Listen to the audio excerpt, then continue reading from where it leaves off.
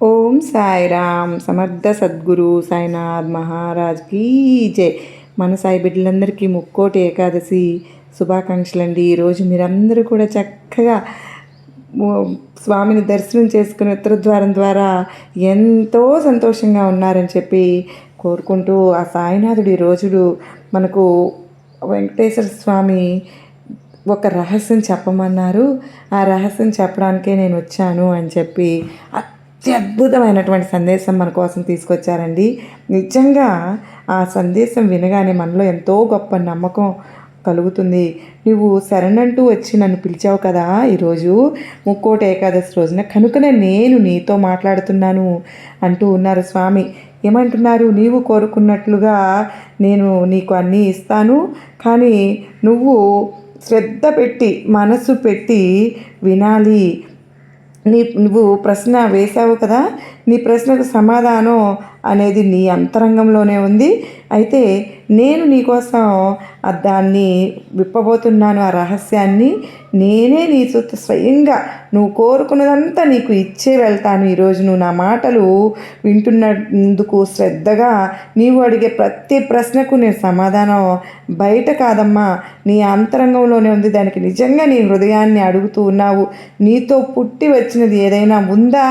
ఈ శరీరమా? అది కాలానికి అప్పగించినది కనుక ఈ బుద్ధి అని చూస్తే కనుక అది కృపగా ఇచ్చిన దీపం. ఈ అవకాశాల అంటే నా సంకల్పం నిన్ను నడిపించిన దారులు ఏవి కాదు బిడ్డ. నీతో వచ్చినవి అన్నీ నీ చేతికి అప్పుగా ఇచ్చిన సాధనాలు. ఈ జీవితం నీకు దాచుకోవడానికి కాదమ్మా, వాడుకోవడానికి ఇచ్చాను తల్లి. నీవు పెంచుకోవడానికి కాదమ్మా, పంచుకోవడానికి ఇచ్చాను. అది గ్రహించిన వాళ్ళు మాత్రమే నిజమైన ధనవంతులు. నన్ను లక్ష్మీదేవి అనుగ్రహించింది అని అహంకారంతో చెప్పేవాళ్ళు మాత్రం కాదు. నాకు ఉన్నదంతా ఆమె కృపే అని కృతజ్ఞతతో జీవించే వాళ్ళ ఇంట్లోనే లక్ష్మీదేవి నిత్యము నివసిస్తూ ఉంటుంది. తల్లి, నిజంగా ఆలోచించు. నువ్వు మాట్లాడే ముందు ఒక్కసారి ఆలోచించి మాట్లాడితే కనుక బయటకు వెళ్ళిన తర్వాత, అది బయటకు వచ్చిన తర్వాత తిరిగి వస్తుంది ఆ మాట మనిషినికి దగ్గర చేస్తుంది. మంచి మాట అయితే కనుక, చెడ్డ మాట మనిషిని దూరం చేసేస్తుంది. నీ దగ్గర ఉన్నదానికి కృతజ్ఞత చూపు. కృతజ్ఞత ఉన్న ఇంట్లో సంతోషం అనేది తనకు తానే వచ్చి తీరుతుంది. విను తల్లి, విను. గర్వాన్ని నీ గుమ్మం ముందే వదిలేసేయాలి. గర్వం కనుక నీకు పైకి తీసుకువెళ్ళదని గుర్తుపెట్టుకో, కిందకి పడేస్తూ ఉంటుంది. నిన్ను నెమ్మదిగా ఉన్నత శిఖరాలకు నిన్ను ఉన్నతంగా తీసుకెళ్లేది. ఇబ్బంది పెట్టినా సరే, ఎంత పెద్ద సమస్య అయినా ఎదురైనా సరే, ఏదో ఒక దారిని తప్పకుండా తెరుచుకునే ఉంటుంది. అందుకే కంగారు పడవద్దు. కంగారు నీ బలాన్ని తగ్గించేస్తుంది. భయం నీ ఆరోగ్యాన్ని నాశనం చేస్తుందమ్మా. భయం పెరిగిన చోట మనసు బలహీనపడుతుంది. నమ్మకం ఉన్న చోట మాత్రమే ధైర్యం అనేది పుడుతుంది. ధైర్యం ఉన్న చోట సమస్యలు తనకు అవే పారిపోతాయి. ధైర్యం ఉన్న మనిషి సమస్యల ముందు ధీరుడిగా నిలబడగలుగుతాడు. ఒక్క మాట విను తల్లి. హనుమంతుని ఒక్కసారి గుర్తు చేసుకో. ఈరోజు మంగళవారం కదా. హనుమంతుని శక్తి భక్తి వల్ల వచ్చింది. హనుమంతుని బలం వినయంతో నిలిచింది. భక్తి అంటే కన్నీళ్లు కార్చడం కాదు తల్లి, బాధ్యతను నెరవేర్చడం. నీవు రోజు ఓం నమో వెంకటేశాయ నమః అని జపిస్తూ ఉండు. నీ మనసు నెమ్మదిగా స్థిరపడుతూ ఉంటుంది. స్థిరమైన మనసే సరైన నిర్ణయాలు తీసుకుంటూ ఉంటుంది. సరైన నిర్ణయాలే నిన్ను విజయానికి చేర్చుతాయి. నేనే నీ కర్మఫలాన్ని రాస్తాను. అదే సమయంలో ఆ కర్మను దాటే జ్ఞానాన్ని కూడా నీకు నేనే ఇస్తాను. భయపడకు తల్లి, నిరాశ చెందకు. నేను నీ ముందే నడుస్తున్నాను, నీ వెంటే నిలబడి ఉన్నాను.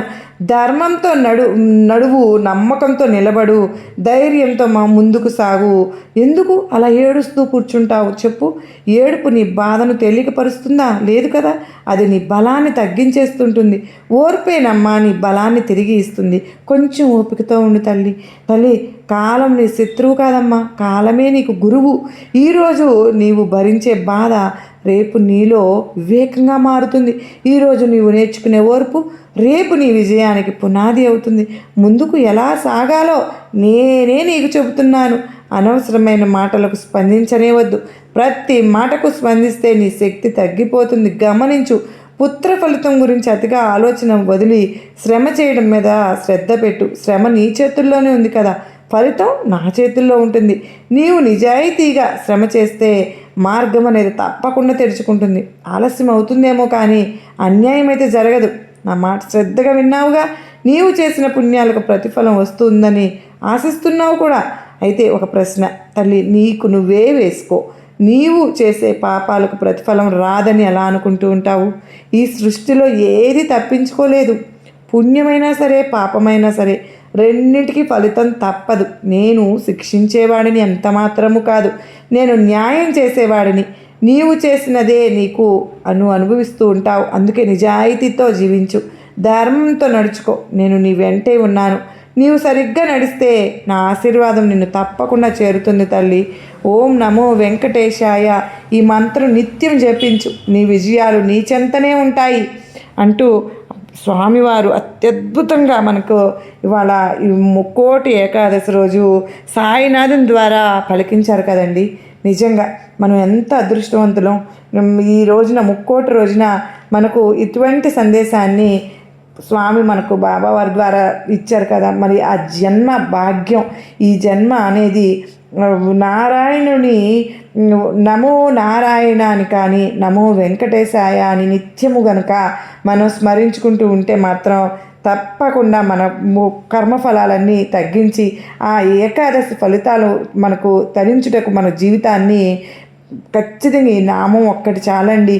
నమో నారాయణాయ అనే శ్వాసలో గనక నామం మనసులో గనక ధ్యానం మనం గనక అడుగడుగున గనక హరిస్మరణం గనక మనం చెయ్యగలిగితే దీపాల వెలుగుల మధ్య మనకు ఎంతో ఇవాళ రోజున ఇవన్నీ కూడా అమ్మవారిని వైకుంఠ దర్శనములాగా మనకు ఈ క్షణం అనేది మారిపోతుంది. కొత్త సంవత్సరం అడగబడుతూ మొదలు పెడుతున్నాము. కొత్తగా నూతన ఈ ముక్కోటి ఏకాదశి రోజు నుంచినే మనకు ముక్తికి రాజమార్గము అని చెప్పి స్వామివారు మనకు సాయినాథం ద్వారా చక్కగా తెలియజేశారు.